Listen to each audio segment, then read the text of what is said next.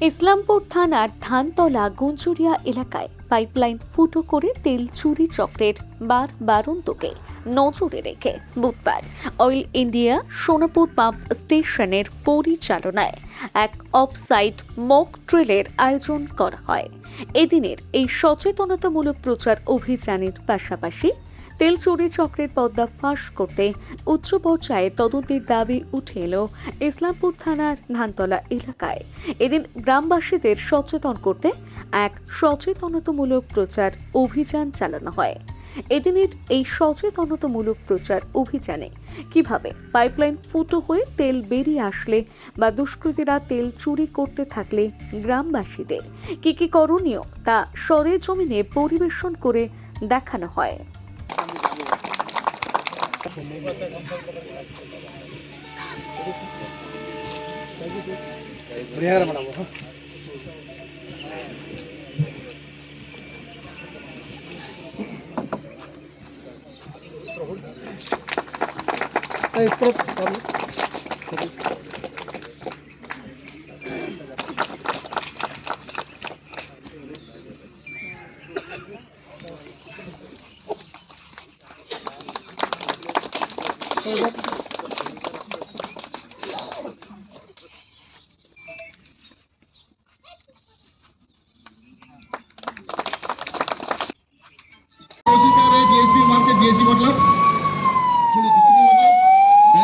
Powder use करने की कोशिश कर रहे हैं ताकि आग बुझ जाए और साथ ही में आपका और एम्बुलेंस भी ठीक है दिखा।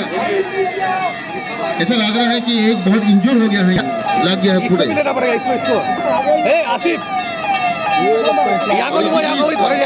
फायर विभाग को जो सूचित किया और मेडिकल टीम जो घायल है, जो बुरी तरह से घायल है, उनको एम्बुलेंस से ले जा रहे हैं।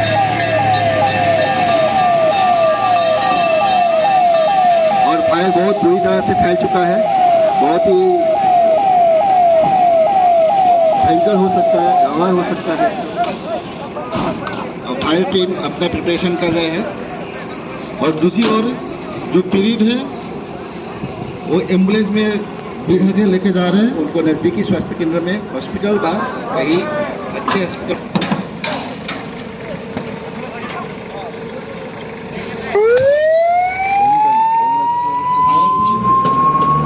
के लिए अपने सब रेडी कर रहे हैं। आपने देखिए पहले ऑपरेशन टीम में कुछ जलाया गया था मगर नहीं हो पाया। अभी फायर ब्रिगेड की टीम ने वहां पर फॉर्म का छिड़काव करते हुए आग से कंट्रोल को लेने की कोशिश कर रहे हैं।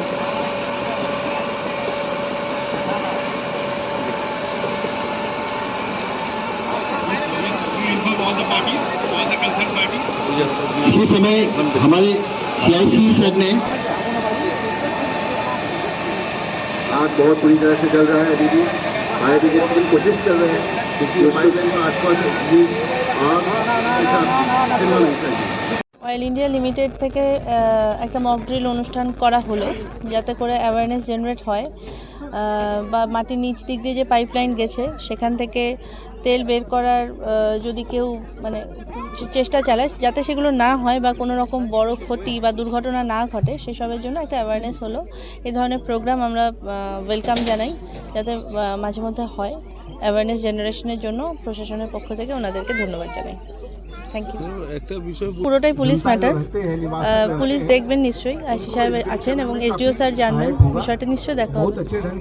ঠিক আছে, যার কারণে স্কুল ছুটি ছিল, না হলে স্কুল মাঠে যে ঘটনা ঘটছে অন্য ওয়ার্কিং ডেতে হলে পরে একটা বড় ধরনের ঘটনা ঘটতে পারতো। যাই হোক, কিন্তু যেটা দেখা গেছে যে গত কয়েক বছরে এটা নিয়ে 4 নম্বর ঘটনা এবং এই 4 নম্বর ঘটনার মাঝখানে একটা ঘটনাতে একজন লোকও এর আগে আগুনে পুড়ে মারা গিয়েছিল। যদিও সেই মানুষটার আইডেন্টিফাই হয়নি, সম্ভবত তারা দুষ্কৃতিই হবে, তার কারণে যে ওইভাবে আগুনটা লেগে মারা গিয়েছিল। কিন্তু আজ পর্যন্ত এটার কোনো উচ্চ পর্যায়ের তদন্ত কিন্তু মানে কোনোভাবে হয়নি। যেহেতু এটা একটা আমাদের দেশের প্রপার্টি, এটাকে রক্ষা করার জন্য পুলিশকে এখানে কি আপনারা কোনোভাবে আপনারা ইনফরমেশন করবেন যে এই যে ঘটনাগুলো বিগত দিনে হয়ে গেছে তার একটা উচ্চ পর্যায়ের তদন্ত হোক, যে এখানে তেল চুরির একটা বড় চক্র কাজ করছে কিনা, না হলে পরে কোথায় ডিব্রুগড় আসাম থেকে পাইপলাইন বন্ধ আছে, এই সময় তেল যাবে না, সেই চোরের পক্ষে জানা কি করে সম্ভব আপনি বলেন। হ্যাঁ, এর মধ্যে আমি এই জিনিসটাই বলছি যে যখন তেল কেস এমনি চুরি বা পিলফারেজ ঘটনা হয়, তার ঘটনা হওয়ার পরে আমরা এফআইআর একটা দিই। এটা আমাদের সিস্টেমে আছে যে একটা হওয়ার পরে থানাতে এফআইআর দিই আমরা, কোন সময় সব ডিটেল ওই জিনিসটা এফআইআরের মধ্যে লেখা থাকে। এটা আমাদের রুটিন প্র্যাকটিস। আর যত এই লাস্ট দুবার যে হয়েছে গত বছরের মধ্যেই, তো ওর মধ্যেও আমরা সেম প্র্যাকটিস ফলো করেছি। আর আমরা সবসময় ডিস্ট্রিক্ট অথরিটিদেরকে রিকোয়েস্ট করি, আর আমরা নিজেরাও গিয়েও খবর নেই আপনারা যে লাস্ট এইটা আমরা যে এফআইআর দিলাম ওইটার কিছু এগিয়েছে নাকি, এগোলো নাকি, কিছু আপনারা কিছু মানে কি রিপ্লাই কিছু পেলেন কি না, বা কিছু চোর ধরা পড়লো কিনা, যাই হোক কিছু যদি প্রোগ্রেস হয় তাতে ওদের মানে সুবিধা হয়। আমরা এই নিয়ন্ত্রণ এই জিনিসটা আমরা করি, বাট আলটিমেটলি চোর ধরার ব্যাপারটা আমরা ওইটুকুই করতে পারি। আর বাকিটা তো ডিস্ট্রিক্ট অথরিটির উপর আমরা ডিপেন্ডেন্ট। পুলিশকে আমরা সবসময় কন্ট্যাক্টে থাকি, ওনাদের ফোন নাম্বার থাকে, ওনারাও জানেন যে চুরি হয়েছে, ওনারাও কষ্ট করেন। আমাকে লাস্ট ইসলামপুর থানার যে আইসি আছেন উনিও বলেছেন যে আমরা খুব কষ্ট করছি, আমরা অল্প একটু খবর পেয়েছি, এগিয়েছি, কিন্তু পুরোটা এখনও হয়নি। আশা করি আগামী দিনে আমরা যাতে কিছু রেজাল্ট পাবো বলে আশা করাচ্ছে ওনারা। এটা বলেছেন। কি মনে হয়, যেমন এখানকার এই গ্রাম পঞ্চায়েতের যে প্রধান প্রতিনিধি রয়েছেন, প্রধান প্রতিনিধি তিনি একজন অ্যাডভোকেটও বটে, তো সেই কারণেই উনি বলছেন যে এই ঘটনার একটা উচ্চ পর্যায়ের তদন্ত হওয়া উচিত, যাতে এই দুষ্কৃতীদের চিহ্নিত করে এদেরকে একেবারে সমূলে নির্মূল করা যায়। সেটা আপনি কি তার সাথে একমত যে এটাতে একটা উচ্চ পর্যায়ের তদন্ত হওয়া উচিত, যে বারবার এখানে এই ঘটনা ঘটছে? হ্যাঁ, নিশ্চয়ই, প্রধান তো ঠিকই বলেছেন। উনি একটা একই ঘটনা যদি বারবার হয়ে যায় তো ডেফিনেটলি এটা দরকারি যে এটা উচ্চ প্রধানত মানে ইনভেস্টিগেশন হওয়া দরকার। ইনভেস্টিগেশন হলে জিনিসটা কিছু একটা রেজাল্ট পাওয়া যাবে, আমিও আশা করি। কিন্তু জিনিসটা কি হলো যে আমাদের ধারণা যে এইখানকার মানে অ্যাকচুয়ালি কারা করছে এই জিনিসটা ধরাটা আমাদের অ্যাডমিনিস্ট্রেশনে পুরোটাই। আমরা তো খালি ওদেরকে ইনফরমেশান দিতে পারি।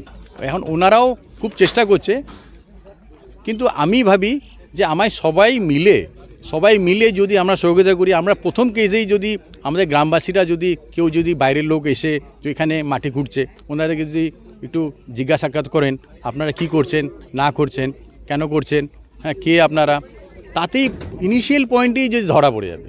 আমি সেই জন্যই গ্রামবাসীদের একটু রিকোয়েস্ট করব যে ওনারাই যাতে ফার্স্ট স্টেপেই যদি ধরা পড়তে পারেন, তাহলে এই ঘটনাগুলো চুরি ঘটনা বা পিলফারেজ ঘটনা প্রথমেই যাতে স্টপ করা যাবে, এইটা আমাদের রিকোয়েস্ট রইল। স্যার, আপনার নাম এবং আপনি যদি একটু বলতেন। হ্যাঁ, আমি অরিন্দম দাস, আমি general manager operation PSI Sonapur স্টেশনে। আমাদের জায়গার এরিয়াটার নাম হলো ধুমডাঙ্গি।